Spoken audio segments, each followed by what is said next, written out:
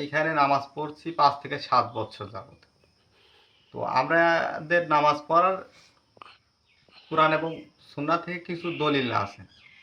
সেই দলিলগুলো যে আল্লাহ রসুল সাল্লাম বুখারী এবং মুসলিমে বলছে যে তোমরা চাঁদ দেখে রোজা রাখো এবং চাঁদ দেখে রোজা ছাড়ো।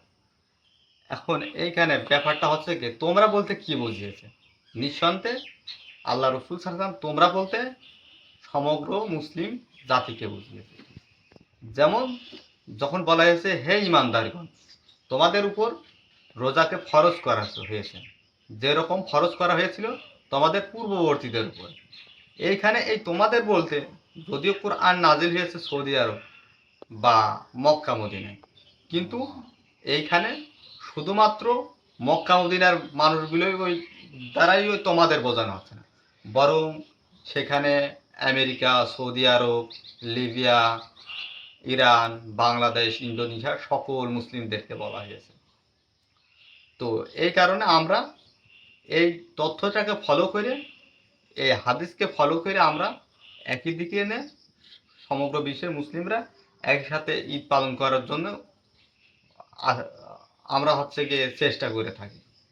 এবং এইখানে যে ব্যাপার সেইটা হচ্ছে আপনার যে সবাইকে চাঁদ দেখা গুরুত্বপূর্ণ না।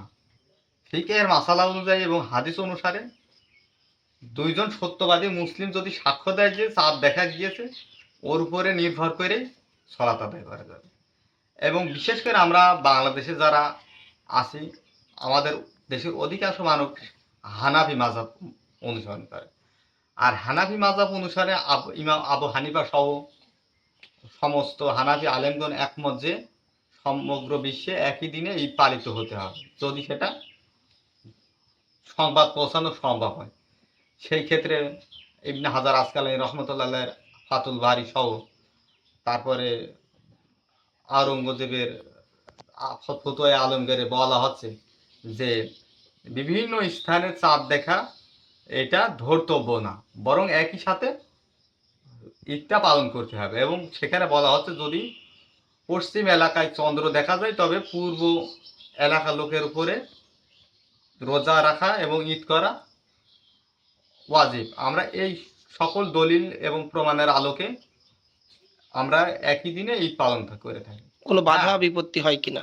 না, আমাদের কেউ বাধা বিপত্তি করে না। আমরা সমাজের সকলেই এ ব্যাপারে ভালোভাবে সবাই মিলেমিশে এগুলো পালন করছি। তো এইখানে যেটা আমাদের দেশে যেটা ফলো করা হয় সেটা হচ্ছে কি মূলত শাফিয়া মাযহাবের একটা মত। শাফি মাযহাব অনুযায়ী যে শাফি রহমতুল্লাহর কথা হচ্ছে যে যখন চাঁদ দেখা যাবে, চাঁদ দেখা যাওয়ার পরবর্তীতে একটা দ্রুতগামী ঘোড়া সকাল পর্যন্ত যতক্ষণ পৌঁছাতে পারবে, যতদূর এরিয়া পর্যন্ত পৌঁছাতে পারবে ততদূর এরিয়া পর্যন্ত নিয়ে ঈদ হবে। তার ওই পাশে আর সম্ভব না।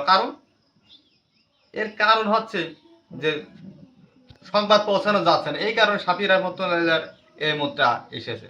তাছাড়া বাদ বাকি হাম্বলি মাযহাব বলেন, মালিকি মাযহাব বলেন, ইমাম আবু হানিফার মাযহাব বলেন, সমস্ত মাযহাবগুলো একমত যে বিশ্বব্যাপী ঈদ এবং সিয়াম একই দিনে পালন করতে হবে।